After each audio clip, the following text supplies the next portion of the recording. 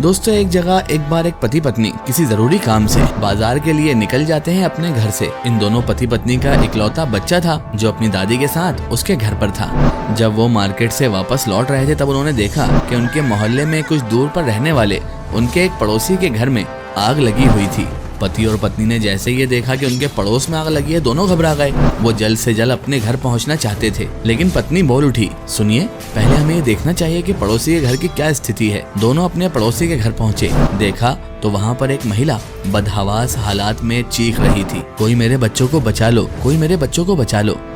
पति पत्नी में से उस पति को उसकी हालत पर दया आ गई। उसने अपने कपड़े पानी में भिगाए और मुंह पर गीला रुमाल बांध लिया। पत्नी और अन्य लोगों ने उसे रोकने की बहुत ज्यादा कोशिशें की, लेकिन वो नहीं रुका और जलते हुए घर के अंदर वो घुस गया। उसे बरामदे में ही दो डरे हुए, सहमे हुए, रोते हुए बच्चे मिल गए। उसने दोनों बच्चों को गोद में उठाया। अचानक उसे एक बच्चे का स्पर्श जाना पहचाना लगा। जब वो बाहर आया तो उसकी पत्नी, जो बच्चे को बचाने गया था, उसकी पत्नी बच्चे को देखकर चीख मार कर रो पड़ी, क्योंकि इन दोनों बच्चों में एक बच्चा उसी खुद का था। दरअसल बच्चे की दादी बच्चे को पड़ोसी के यहाँ छोड़कर कुछ देर टहलने के लिए चली गई थी अपनी सहेली के साथ, और उस बीच इस घर में आग लग गई थी। तो दोस्तों, इस कहानी से हमें ये सीखने को मिलता है कि जरूरतमंदों की मदद करने से कभी पीछे नहीं हटना चाहिए, क्योंकि कभी कभी दूसरों की भलाई करते हुए हमारा अपना भी भला हो जाता है।